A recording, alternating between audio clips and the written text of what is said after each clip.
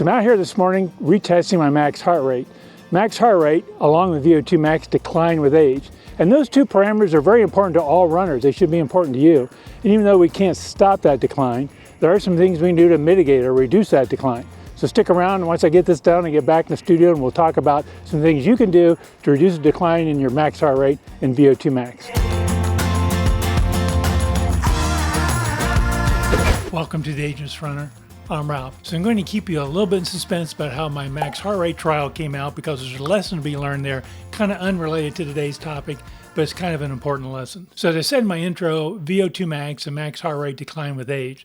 Now, one thought as far as why max heart rate declines is that the electrical activity in our heart's pacemaker cells just declines. It just doesn't fire quite as rapidly as when we were younger. Therefore, our heart can't beat as faster. And if our heart can't beat as faster, then it's going to decline VO2 max. So those two are kind of related, which is why I'm talking about them together today.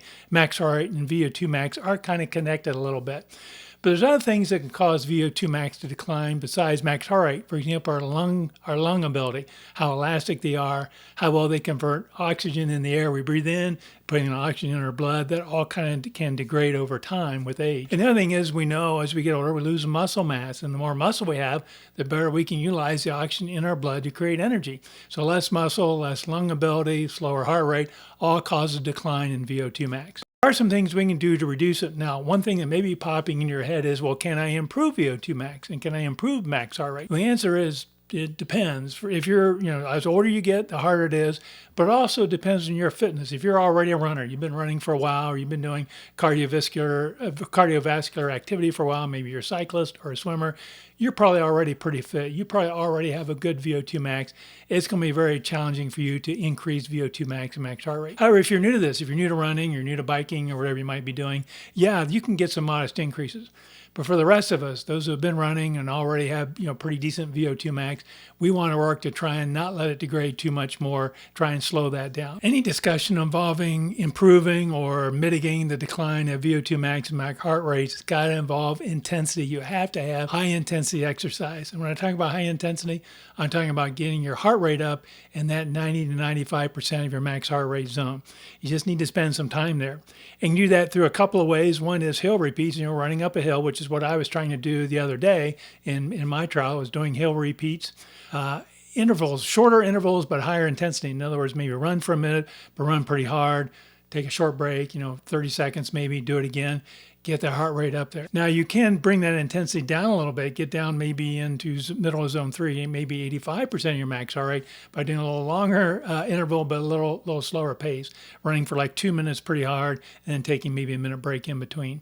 So even though it's kind of hard, nobody likes working really hard, but you need to spend some time in that middle of zone 4 to middle of zone 5, the 85 to 95% of your max heart rate zone, if you want to maintain or even try to improve VO2 max and max heart rate. Now, there's a different kind of intense exercise you also need to do, and that's strength training. Strength training is an aerobic exercise, because when you're lifting weights or doing push-ups, you're working pretty hard. That's generally an aerobic exercise. So doing strength training will help maintain that muscle mass. Maybe you can build a little bit of muscle mass, but you're really trying to maintain and not lose as much muscle mass. Again, more muscle we have, the better we can use the oxygen in our bloodstream. And you can start off just by doing body weight exercises, squats, push-ups, those kinds of things. I do go to the gym. I like going to the gym, but if I go once a week, that's great. It's hard for me to go any more than that based on my life and my world and what I'm doing. So try to get some strength training exercises, whether it's body weight, resistance bands, or something like that, or even going to the gym. Now, I guess it'd be the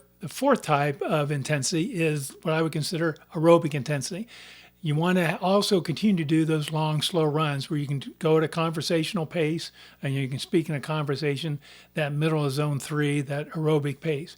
Some studies indicate that a training program that has interval training in it, high intensity training, and the long, slow runs are the best way to improve or maintain VO2 max. So general rule of thumb is, if you look at your training time, say in a week, make about 20% of that to be that higher intensity, that zone 4, zone 5 kind of intensity, 85 to 95% of your max heart rate, whereas intervals or hill repeats, The other 80% should be those long conversational runs where you can run aerobically. So for example, if you spend roughly 2 hours, running a week, that's 120 minutes, 20% is 24 minutes, or roughly 20 to 25 minutes a week would be at that higher intensity. Now, maybe you can't get 20%, that's fine.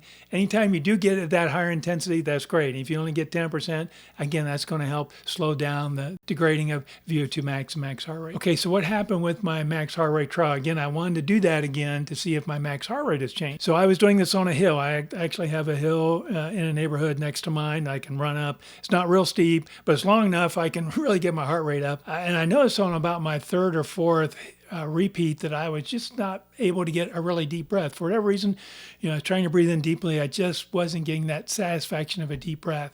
And it just didn't seem to be improving. I was kind of losing energy. I still only got to about 4 or 5. I think I got to 5 intervals, decided to stop. I thought, it wasn't I was in distress, but I thought I'm having difficulty getting a deep breath.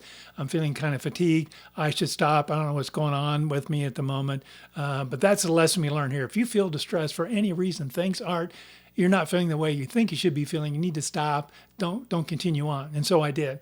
I can always do it again another day, and I'll probably a few days from now I'll go out and try it again when maybe I just wasn't rested enough.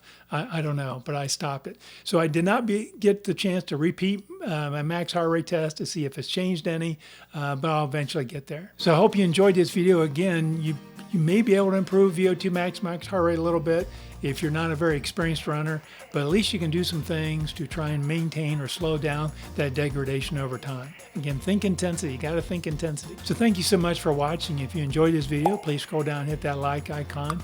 And if you're new here, I'd love to have you stick around. Please hit the subscribe button also. Thank you so much and happy running.